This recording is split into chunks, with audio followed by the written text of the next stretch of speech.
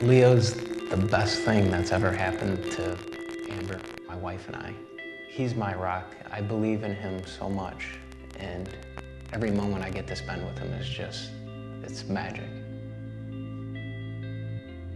Amber was running the Boston Marathon, and Leo and I went to the finish line to watch her. We happened to be in front of the Forum restaurant when the second bomb detonated. The only thing I cared about was Leo. Was he okay? I checked on him. He was conscious. That's when I realized I couldn't move. A Good Samaritan came to me and asked if he could help us. I had to just put my trust in him, complete stranger, to take my child out of there because there was nothing I could do. I mean, Amber, she had to make her way back to the finish line, and she spent about 2.5 hours trying to find the two of us. She found Leo first, and then found me. She said, Leo, he's fine, he's alive, he's fine. He's at Children's Hospital. And after that, I was like, I don't care. Everything's, whatever happens next, that's fine, because he's alive. Leo and I like to do just about everything together. Skiing, fishing. There were moments I thought that I wouldn't be able to share, these activities with my son. Exercise has just been a continual confidence builder. Over the past 5 years, I've really become passionate about biking. I like everything about riding. It's basically freedom. It's just a good way to go blow off steam. I had a lot of really good mentors. Some of them were wounded veterans. They really taught me to get to a place like this, you kind of have a gift. You can't just keep that. It's best to give it away to someone else. About 3 years ago, I started volunteering for the Spalding Adaptive Sports Program. I gained a lot of perspective on what my abilities could be. I was skiing with this father and son, skied with them all day this particular afternoon, and at the end of the day, on the bus ride home, the participant said to his dad, he said, Dad, thanks for taking me skiing. I had a really great day. And that just made my year right there. That's what it's all about. We've been through a lot over the past, battled through, learning to walk again, PTSD, depression. Where did 5 years go? But I know where it's gone. It's gone to living. I mean, we're living our lives. To see Leo be a happy, normal kid, it's not magic, but it almost seems like it. Leo's my biggest hero. That experience from April 15th, the bombing, will always be there. But we've moved on from it, and to come through the other side, it's pretty remarkable.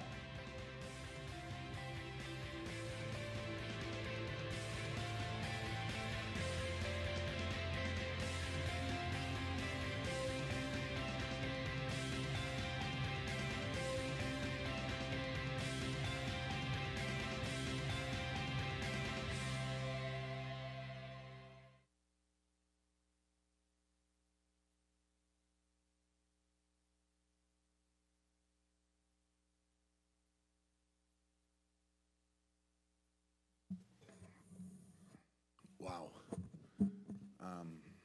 Good morning to everybody here today. To the Boston City Singers, you guys are amazing. Thank you.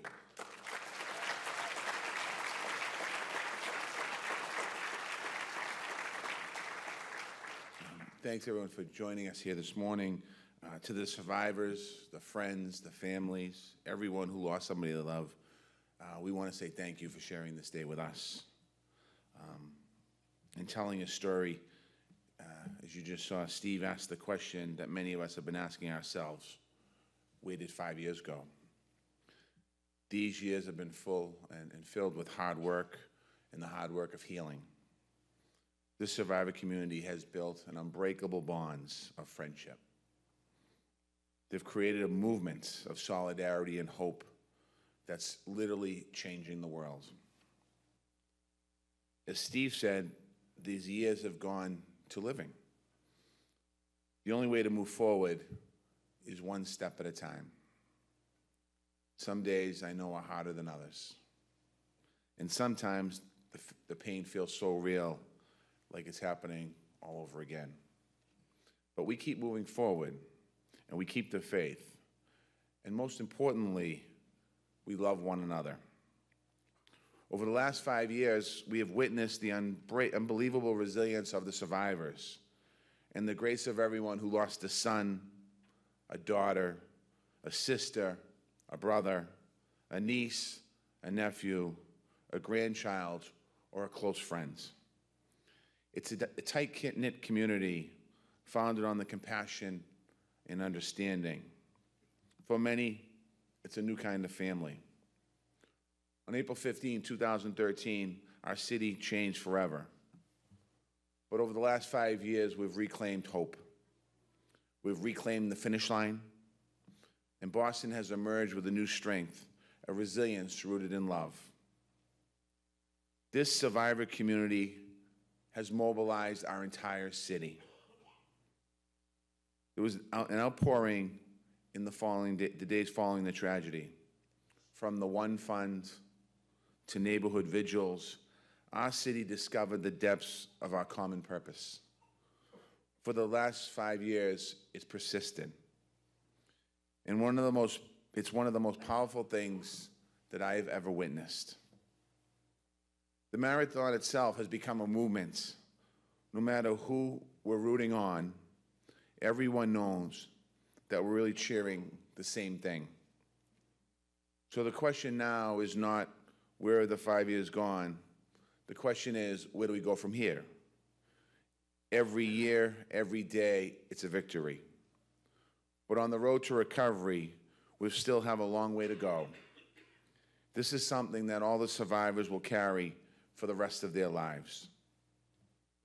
We need to make sure that they know that they're not alone.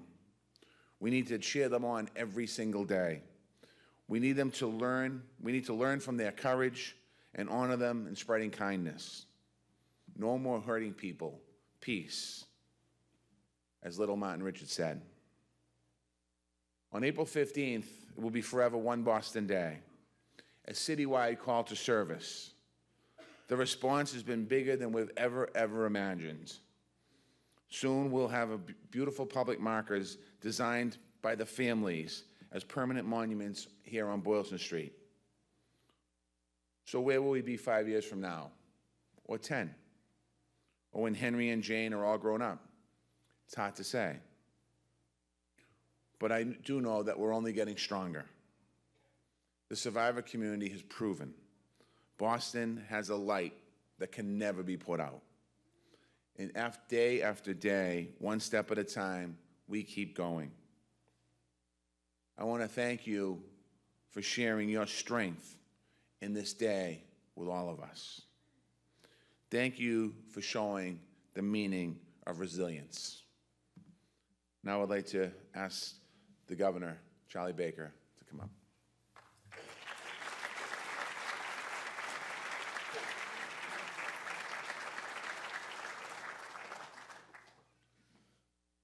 Thank you, Mr. Mayor, and good morning to all of you. As I thought about what I might say today, I thought about the moments in my life that I will simply never forget. Now, the vast majority of those are private. They're moments that involve myself and my wife Lauren and our family, my mom and my dad and my brothers, some of our friends. But there are moments in all of our lives that are shared with everyone. Everyone knows where they were the moment those two bombs went off. 5 years ago. Everyone. It's a private moment for those who are directly connected to it, but it becomes this enormous shared experience because of the magnitude of the villainy that was associated with it and the carnage it created. And for the last 5 years, we continue down this path of private moments and public experiences. For those who lost someone, every day is a constant reminder of that. For those who are terribly injured, every day is a struggle to find normalcy and positivity and a future that can mitigate or stamp out the worst elements of what took place. And there are heroes everywhere. There were heroes that day. It's been documented over and over again, but we should never forget it. Without the heroes, that day could have been so much worse than it was. And the heroes represented in many respects the very best of Boston, the very best of the Commonwealth, and the very best of mankind. And we can all argue, and I would, that the heroes won.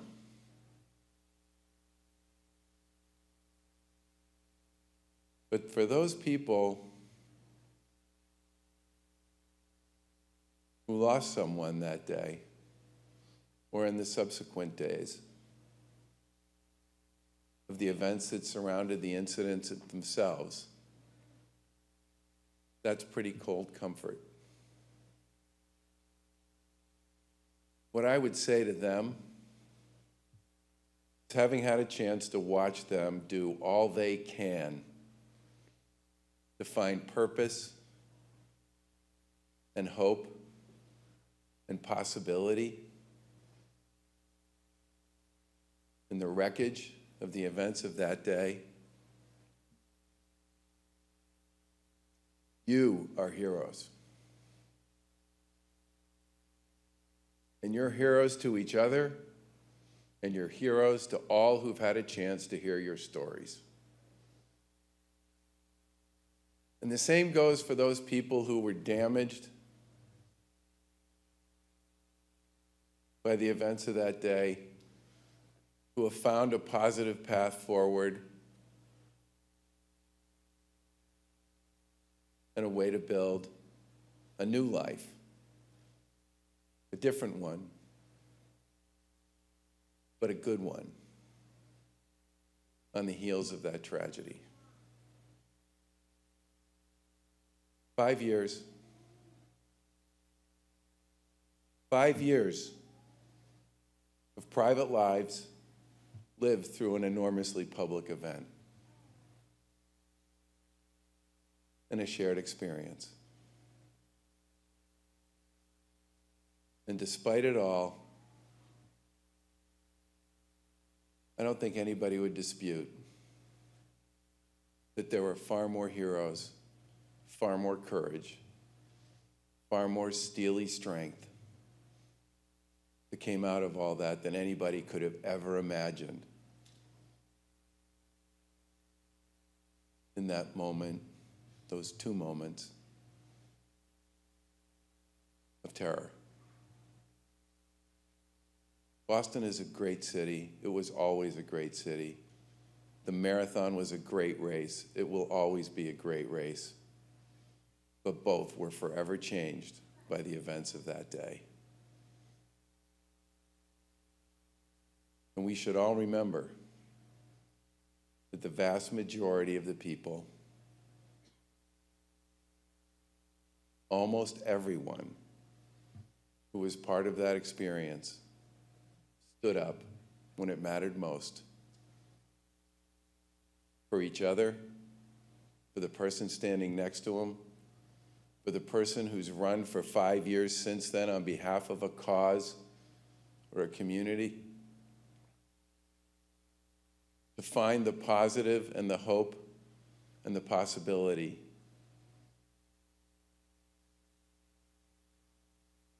This day, forever going forward, will always be about.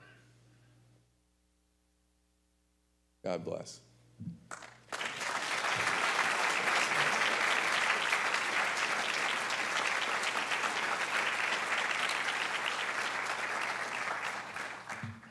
Thank you, Governor.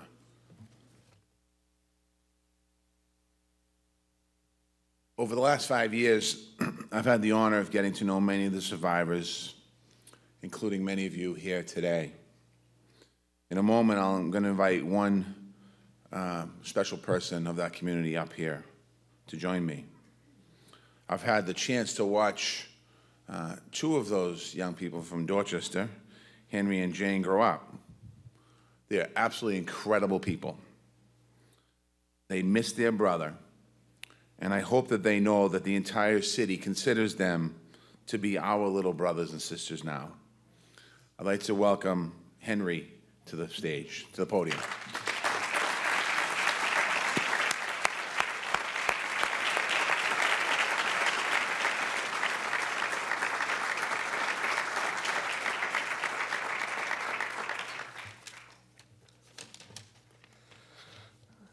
Good morning. Sportsmanship, inclusion, kindness, and peace are the pillars that our foundation's mission and name are honored by Martin are found upon. Growing up on Cruth Street in Dorchester, these weren't just words or pillars for a mission statement. They were the principles and actions ingrained in our daily life from the lessons we learned from our parents, from our friends' parents, and from our neighbors. We may not have known then that when Martin would rearrange the team before we started playing, that he was displaying a sense of sportsmanship and fairness. To us, that was just Martin, and it made all the games fun.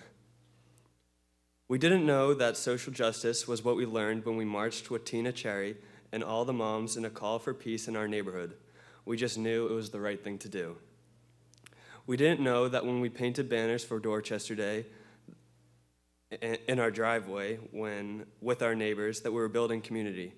We just thought that's what everyone did on a Friday night. We didn't know that on April 15th, 2013, when our family came downtown to watch our track coach compete in one of the world's most celebrated marathons, that our lives would be changed forever. But we know now. In the past 5 years, we have seen and met more and more people who grew up like us, learning how to stand up, show up, and take action than we ever could have expected. We know now that community isn't just where we live, but a deliberate result of action that only happens when you care enough to participate in something bigger than yourself. Through our foundation, we engage our community and we empower peers to do more programs. My sister and I are proud to chair the Youth Board of Directors of the Martin Richard Foundation, along with Martin's classmates and some close friends. It is a bittersweet journey for all of us, but Martin still inspires us to make life more fair and fun for everyone. Good luck to all of our runners tomorrow. They are the ambassadors of our movement, and we couldn't be more proud of all they have accomplished every time they put on their singlet with Team MRA on their chest. Thank you to everyone who helps them and help us every day. Choose kindness and do more. Peace.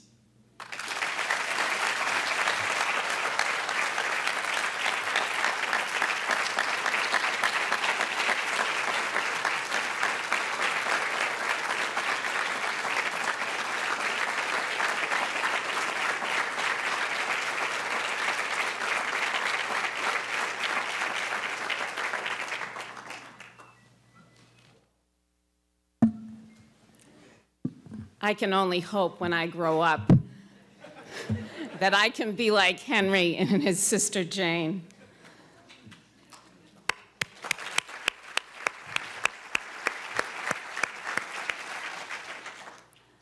All of Boston and beyond, and this community gathered here today, thanks you as you show us the way forward through kindness and peace, and allow us to stand on your shoulders to see the path ahead. My name is Barbara Thorpe, and it has been my honor and privilege working with the One Fund Boston team to witness a most remarkable moment in the life of our city and our Commonwealth over these past 5 years. On Patriots' Day of 2013, a revolution of love, community caring, and peacemaking began, born of the grievous loss of Martin and Crystal, Lindsay, Sean, and DJ, and the terrible suffering of those injured and impacted. But a deep wellspring of love and humanity was flowing beneath Boylston Street and the neighborhoods of Boston and Watertown.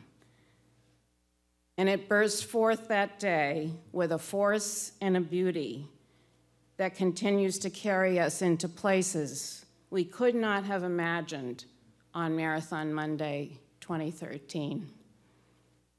I'd like to just share a brief story that this really just fully impacted me in this incredible journey that I have been privileged to share these past 5 years.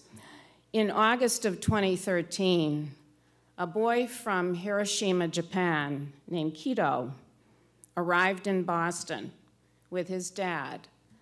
And he had come, first he had stopped in New York City at the 9/11 memorial because his uncle had died in the 9/11 attack. And he stopped in New York and then came to Boston. And he brought with him 2,000 origami cranes. And he was inspired by Martin's words of no more hurting people, peace. And this little boy, Kido, and his dad traveled all the way from Hiroshima to bring our community comfort. And I will never forget that moment of meeting Kido and his dad, and then their request that they have an opportunity to come on to Boylston Street. And as I stood there with Kido, and on that place where our hearts broke, there was a moment transformed for me of this tremendous outpouring of love that has already reached across all the way to this child in Japan. And he had gathered his friends to make all these cranes and was already responding.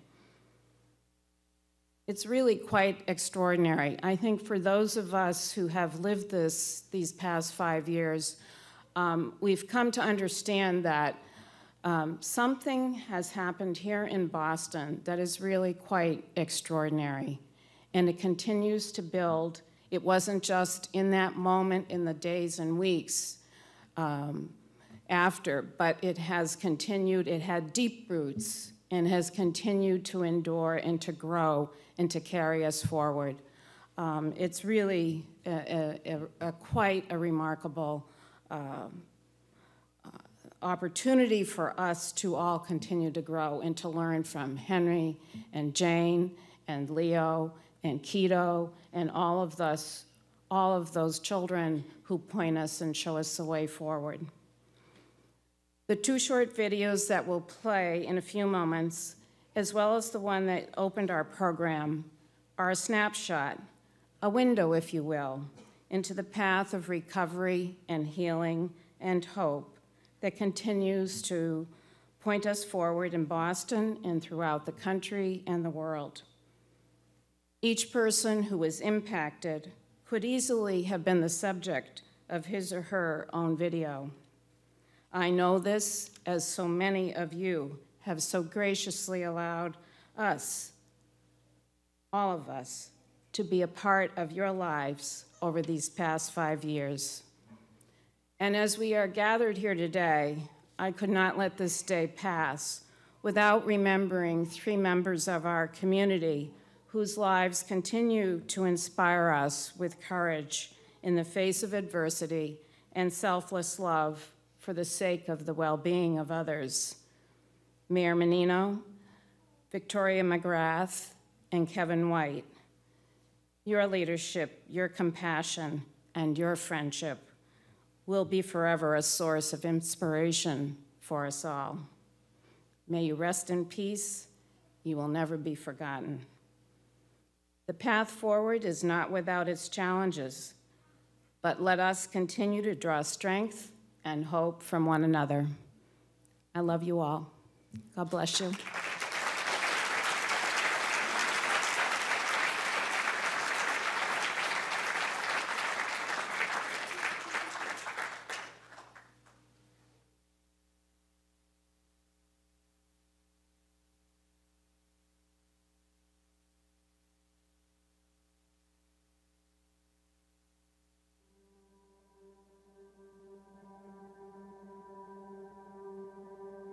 On Marathon Day, April 15th, 2013, I was excited to go downtown to watch a few people finish that day. We were in a really good mood and it was a beautiful day. And we went and we landed in front of Marathon Sports.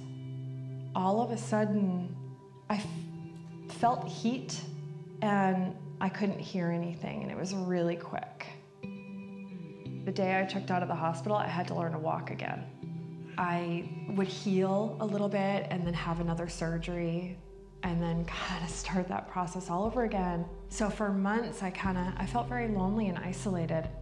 I started going back to the gym. I was on the elliptical a lot, just trying to get my strength up, and then I slowly moved to the treadmill. By April of 2014, I ran the BAA 5K, and I decided to just keep running after that because I started to realize that, wow, this is actually helping me emotionally too. 415 Strong was simply a group of folks that got together after the marathon bombings, and we used running as a way to begin to heal together. It really is the power of a peer-to-peer relationship. We saw it when the Marines came to visit us in the hospitals and the rehab centers. We saw it again with the survivor community coming together in Boston. You reach a point in your healing process where you want to help others. It's good for you, it's good for the person you're connecting with. And we saw that. And we saw it working with different communities, and it was folks in Boston, that 415 Strong community, wanting to reach out to help others, and that's the roots of what then became One World Strong.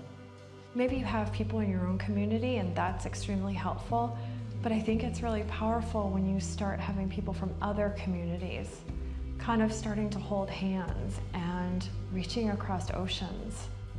I think for me, the first little glimpse of it was in 2015 when I was in France after the attack at the Bataclan, and I was at the memorial. And I just kept thinking, what can I do to help these people? I lost a daughter. My daughter is always with me. I think about her every day. Michelle and Celeste and Dave came back for the anniversary of our event. We became friends very rapidly, and we felt a connection. I get excited to talk to George. It makes me happy. It makes me feel less alone. It makes me feel like what I went through wasn't for nothing. It's almost an instant bond. You don't even know these people, and because the trauma is the same, it may be a gun versus a bomb, but it's still trauma, it's still terror, and there's just this unspoken understanding. We have people from the 7/7 bombings in London that will be traveling with us this summer to other places. We've had folks from the Orlando community travel with us to Las Vegas. We've been to Manchester, to Paris. We're working with people in Nice now. And that connection that's made with somebody is so powerful for the person that's just experienced the trauma as it is for somebody 5 years from theirs. You could have a doctor tell you you're going to be okay, but when you hear it from somebody else that they have gone through a similar trauma, it has an entirely different meaning. I lost my son on the Nice attack in July 14th. Sometimes it's just, yeah, today it's not a good day. Today I'm not okay. Tomorrow I'll be better, because I saw Michelle's son on Facebook learning to walk, feeding the dog, and that just gives me the smile. I need that this time. I'm doing it to help other people and to set a good example for my son, so that someday when I have to explain to him that a bad person hurt his mom, that I can also teach him, just because life hands you something horrible, you don't have to let it consume you, and you can turn around and do something good with it. It's so helpful because despite what happened to us, we can put ourselves together again and hope for happiness.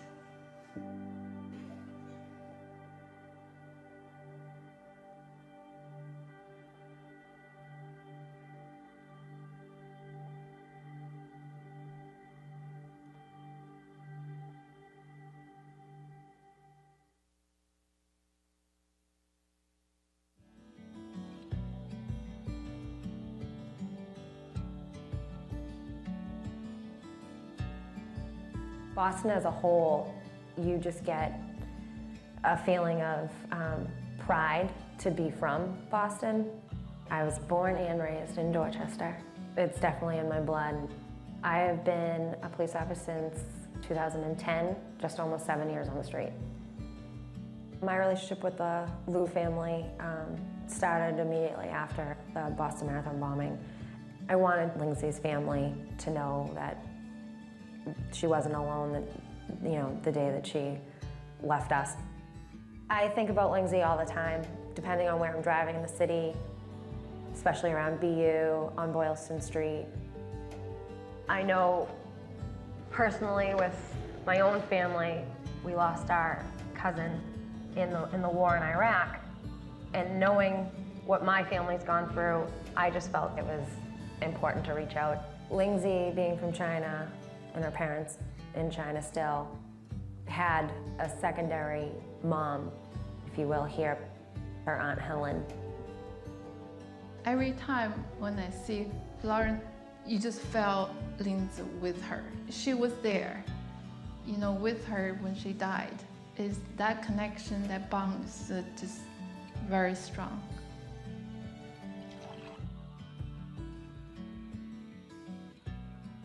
She studied piano when look how young she was, yeah. And she was very good. She loved Schubert. Lindsay was born in China. She always wanted to someday come to the United States to study.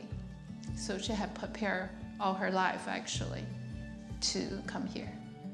She literally loved Boston. One time she told me, she said, "Auntie, Boston, every corner you turn, you see is a picture." Everybody finds their own way to heal. For Helen and her family, it's creating a foundation that continues her connection to the city of Boston. In 2016, Lauren ran the marathon on behalf of Lindsay Foundation. Running the year that her parents came back, knowing that they were at the finish line and running past, the former forum and down Boylston Street was an experience of a lifetime. I felt Boston is such a tight community, and when this tragedy happened, I felt the people get together really quick. Over the past 5 years, just so much good things come out of it, and you feel Boston and people, the victims and survivors, they're healing together and they're growing stronger together. Helen and I have definitely bonded over the years. Helen's my buddy that I stay in touch with all the time. Lauren is a woman with a big heart. I look at her as like a sister. Having her in my life is definitely special. We'll be friends forever.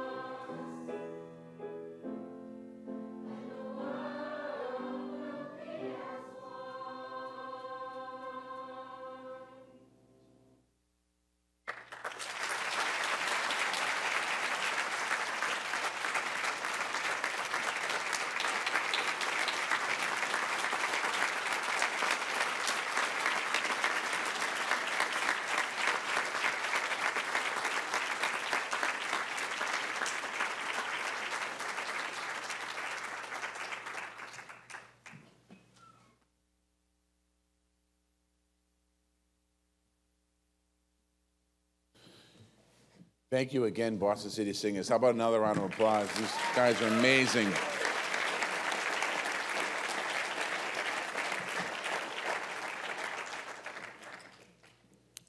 Again, I want to thank all of you for coming today. I want to thank everyone who shared their stories today and everyone whose story has not yet been told. Today is One Boston Day in the state of Massachusetts. Today is for all of you. Today is for everyone we lost. John Lennon's telling me to stop talking. You've all done so much for our city. Before I go, I'd like to ask one more thing of all of you. Continue to build this movement that you've started. Tell people about One Boston Day. Tell them that there's no act of kindness too small that wouldn't have made Martin, Lindsay, Sean, Crystal, and Dennis proud. Tell them that there's no act of kindness too small that wouldn't make you proud. Keep going, and know that your entire city will always stand with you. God bless you, and God bless the city of Boston.